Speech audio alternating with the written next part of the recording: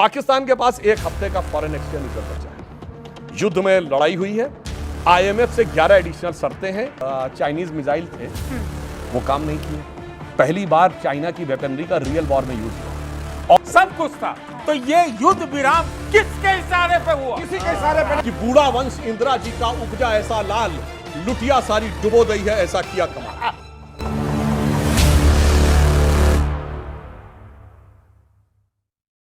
इलाज ही बताता हूं, पहले उनकी दो बातों का उत्तर दे दूं। सन 71 की बात कही जाती है, तो ये बताइए 7th फ्लीट भेजा था अमेरिका ने, फिर अमेरिका ने मान्यता कैसे दे दी बांग्लादेश को? ये फूड फॉर थॉट है लोगों को सोचने के लिए। और अगर इसका रहस्य जानना है तो उस समय केजीबी का एक जासूस जो भारत में रहता था पत्रकार बनके, यूरी बेजमेनेव का इंटरव्यू अवेलेबल है कैनेडियन टीवी पे, 2005-6 में दिया हुआ, जाके सारा देख लीजिए, समझ में आ जाएगा। अब ये बताइए उसके बाद, चलिए हमने 93,000 छोड़े, वो नहीं किया, वो अलग बात है। हमारे खिलाफ 7 दिसंबर 1971 को 100 देशों से अधिक ने प्रस्ताव पारित किया। सोवियत रूस ने वीटो किया। यूएन सिक्योरिटी काउंसिल में 6 या 7 बार वीटो किया। क्यों? हमसे रिश्तेदारी लगती थी क्या? उसने अपना दूसरा बेड़ा भेज दिया।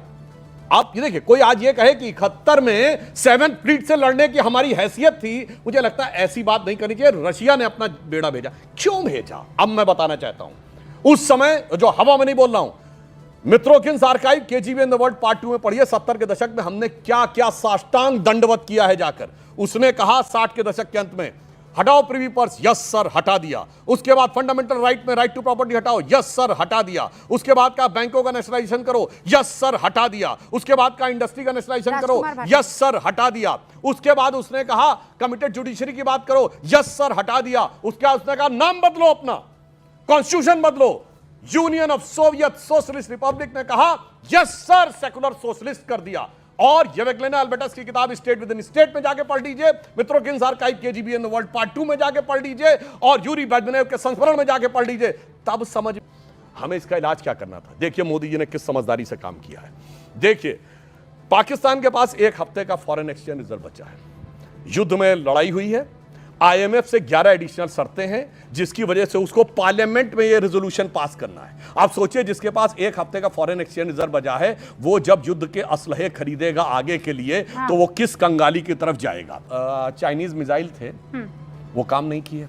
पहली बार चाइना की वेपनरी का रियल वॉर में यूज हुआ, और वो जिस ढंग से फेल हुआ है उसका प्रमाण यह है कि चेंगडू में जो चाइनीज डिफेंस कंपनी है जिसका नाम सिविक है, उसके शेयर्स नेक्स्ट डे 9% से लेके 12% तक नीचे गिरे। फिर चाइना की सरकार ने पूरी कोशिश की, क्योंकि वहां सब कुछ गवर्नमेंट कंट्रोल है, इसके बाद भी नेट डिफेंस स्टॉक 6% नीचे आगे गिरा है।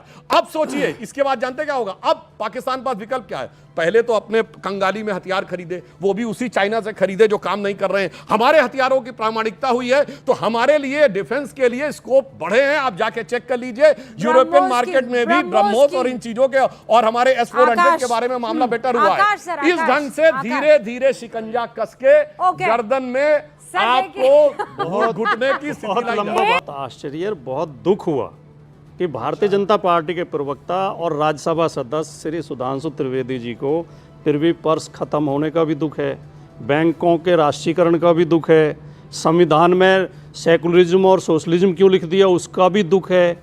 इन्होंने अपने फिर अंत्योदय की बात क्यों करते हो? अगर बैंकों का राष्ट्रीयकरण का आप विरोध कर रहे हो, प्रिवी पर्स खत्म करने का बार विरोध कर रहे हो। भाटी जी, आप तो पढ़े लिखे, ऐसा झूठ क्यों बोलते हैं? ये बताइए, बैंकों के नेशनलाइजेशन का विरोध किसने किया था? हमने किया था? नहीं, कांग्रेस पार्टी के फाइनेंस मिनिस्टर मोरारजी देसाई ने पार्टी ने उस समय विरोध किया था। स्वराज पार्टी ने भी किया था, मैंने डिस्टर्ब नहीं किया, जनसंघ ने भी किया था, मैं भी डिस्टर्ब नहीं कर रहा था। कांग्रेस पार्टी के अंदर से विरोध हुआ, मोरारजी देसाई ने इस्तीफा दिया, और उसी के अंदर में आप प्रधानमंत्री। जो नेहरू, ये तो जनता परिवार है ना, आप तो भी जनता परिवार वाले ही हैं, मोरारजी देसाई वाले। अच्छा, नेहरू के बाद हुआ, मेरे लिए होगा तो ठीक है। अब दूसरी बात मैं ये कहना चाहता हूँ, सुनिए, और प्रिवी पर्स भी नेहरू के बाद खत्म हुआ। सारी बातें सम्मान व्यक्त करता हूँ। आज वो जहां भी होंगी वो सोच रही होंगी कि ये मेरी पार्टी है, मेरा परिवार है जिसका नाम डोजियर में जा रहा है। तो सिर्फ एक लाइन में कहूंगा आज की कांग्रेस को देखकर कि बूढ़ा वंश इंदिरा जी का उपजा ऐसा लाल, लुटिया सारी डुबो गई है ऐसा किया कमाल।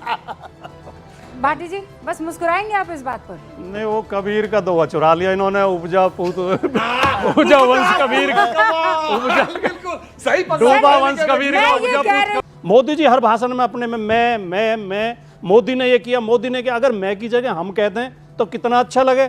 और जो हमारे सैनिक शहीद हुए उनका कहीं जिक्र नहीं है, जो सैनिक लड़े, जिन्होंने बहादुरी दिखाई, होर्डिंग पे उनके फोटो नहीं लगाए जा रहे, फौजी ड्रेस में प्रधानमंत्री के फोटो लगाए जा रहे हैं। सुधांशु जी ने अटल जी की पंक्तियां बोली थी, मुझे भी हमारी पार्टी के नेता उदय प्रताप जी सांसद भी रहे हैं, उनकी पंक्तियों से मैं अपनी बात समाप्त करूंगा। इन परिस्थितियों में जब सैनिकों को याद नहीं किया जा रहा, शौर्य सैनिकों ने दिखाया, तो उदय जी की पंक्तियां मुझे याद आती हैं कि कभी कभी सोचा करता हूं वे बेचारे चले गए हैं जो फूलों का मौसम लाने की कोशिश में चले गए हैं। स्वतंत्रता के चरणों में जो अपना शीश चढ़ाकर सोए, हम में से कितने ऐसे हैं उनके लिए हृदय से रोए। उन्हें भी तो याद करो, खाली राजनीतिक लाभ उठाने के लिए। प्रधानमंत्री जी का नाम लेना इसलिए जरूरी है कि फौज के पास पूरी क्षमता थी।